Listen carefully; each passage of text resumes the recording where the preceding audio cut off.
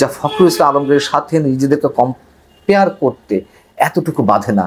এদের ঔদ্ধত্য, এদের নিজেদের সম্বন্ধে ভাবনা এতটা উঁচুতে গিয়ে পৌঁছেছে। ডক্টর মোহাম্মদ ইউনূসের সুদূর প্রসারী উচ্চাভিলাষ সম্পর্কে তো আমরা এর মধ্যে অনেক কিছুতেই পরিষ্কার হয়ে গেছি। এবং এই কথা আমি বলেছি এর আগে আপনাদেরকে যে 5 আগস্ট গণ অভ্যুত্থানের মাধ্যমে আর কারো উপকার হোক আর না হোক, সবচেয়ে বড় বেনিফিশিয়ারি আমাদের প্রধান উপদেষ্টা ডক্টর মোহাম্মদ ইউনূস।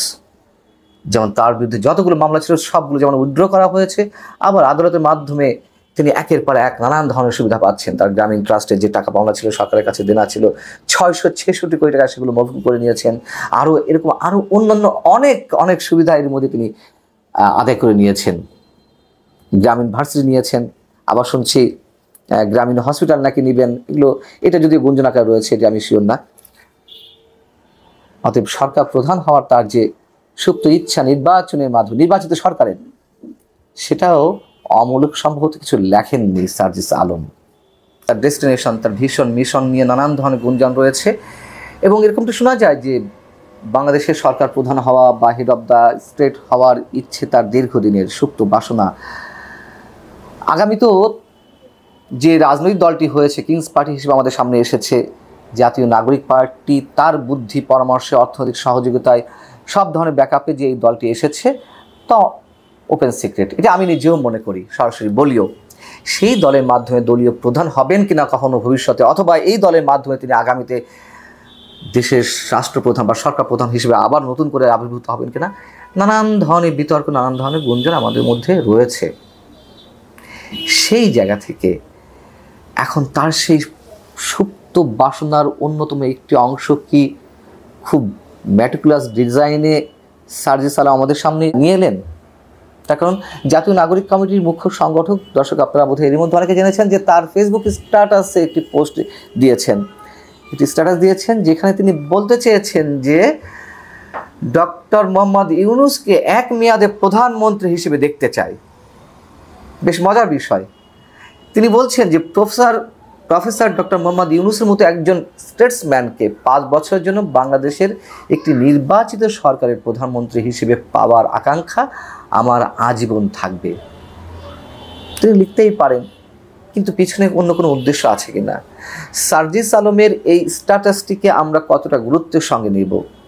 এটি একান্ত তার ব্যক্তিগত ইচ্ছার একটি বহিঃপ্রকাশ, নাকি এর পিছনে বিশেষ কোনো উদ্দেশ্য রয়েছে, তার মুখ থেকে বের করা হয়েছে তার লেখনীর মাধ্যমে? এইভাবে আমরা বিষয়টা আলোচনা করব। আমরা তো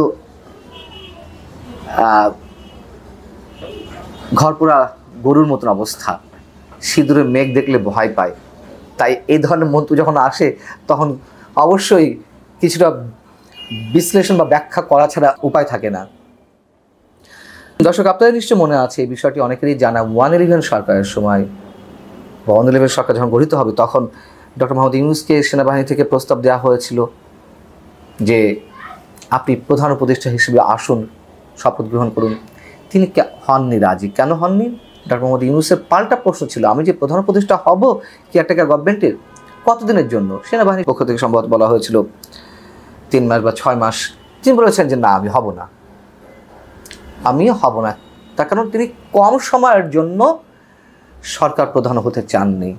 এবার হয়েছেন, এবার রিজাইনটা বোধহয় আগে থেকে করা ছিল, 1 বছর 1.5 বছর, এই জন্য তিনি হয়েছেন। অথবা সামনে আরও কোনো পরিকল্পনা আছে কিনা আমরা জানি না, এই মুহূর্ত পর্যন্ত আমরা জানি না। তবে আশঙ্কা তো অনেক ক্ষেত্রেই করা হয়, এবং এটি তো ওপেন সিক্রেট এখন, যে নির্বাচন বিলম্বিত করার জন্য যা যা করা হচ্ছে, এই ছাত্রদের দলকে ক্ষমতায় আনার জন্য নির্বাচন নিয়ে টালবাহানা করা হচ্ছে। এখনও পর্যন্ত কোনো ধরনের রোডম্যাপ ঘোষণা করা হয়নি।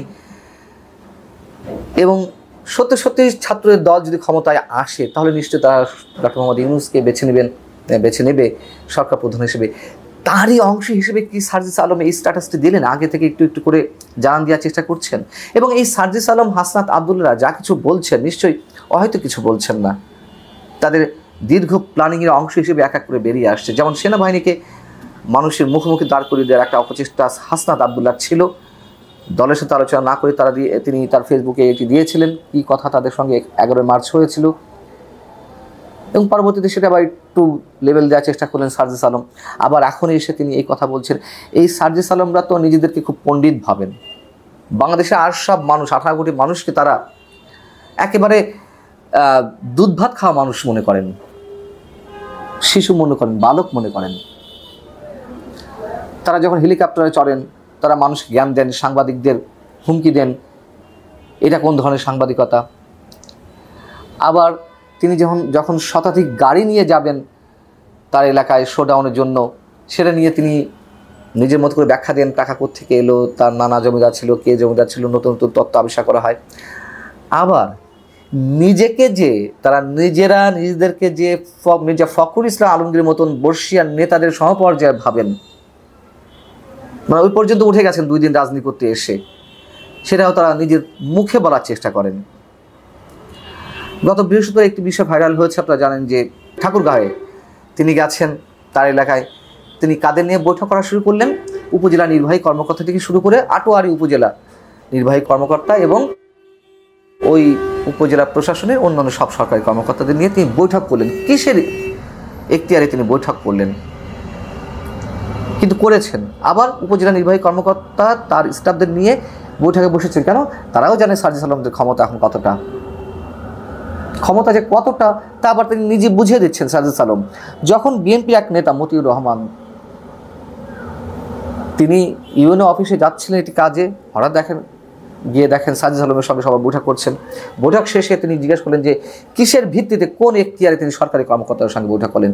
তখন সার্জিস আলম বলছিলেন, আসলে আপনারা চান না যে এলাকার কোনো উন্নয়ন হোক, আপনাদের নেতা বিএনপি মহাসচিব মির্জা ফখরুল ইসলাম আলমগীর তো ইচ্ছা করলে ঠাকুরগাঁয়ের জন্য অনেক কিছু করতে পারেন, তো তিনি যদি করতে পারেন আমিও পারি, আমিও একটি দলের অন্যতম গুরুত্বপূর্ণ নেতা।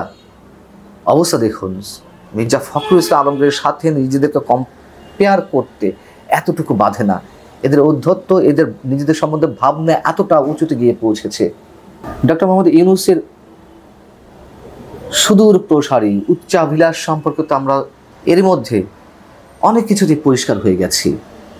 এবং এই কথা আমি বলেছি এর আগে আপনাদেরকে যে 5 আগস্ট গণ অভ্যুত্থানের মাধ্যমে আর কারো উপকার হোক আর না হোক, সবচেয়ে বড় বেনিফিশিয়ারি আমাদের প্রধান উপদেষ্টা ডক্টর মোহাম্মদ ইউনূস। যেমন তার বিরুদ্ধে যতগুলো মামলা ছিল সবগুলো যেমন উইথড্র করা হয়েছে, আবার আদালতের মাধ্যমে তিনি একের পর এক নানান ধরনের সুবিধা পাচ্ছেন। তার গ্রামীণ ট্রাস্টে যে টাকা পাওনা ছিল, সরকারের কাছে দেনা ছিল 666 কোটি টাকা, সেগুলো মকুব করে নিয়েছেন। আরও এরকম আরও অন্যান্য অনেক সুবিধা এর মধ্যে তিনি আদায় করে নিয়েছেন। গ্রামীণ ভার্সিটি নিয়েছেন, আবার শুনছি গ্রামীণ হসপিটাল নাকি নেবেন। এটা যদি গুঞ্জন আকারে রয়েছে, যে আমি শিওর না। অতএব সরকার প্রধান হওয়ার তার যে সুপ্ত ইচ্ছা নির্বাচনের মাধ্যমে, নির্বাচিত সরকারের, সেটাও অমূলক সম্ভবত কিছু লেখেননি সার্জিস আলম।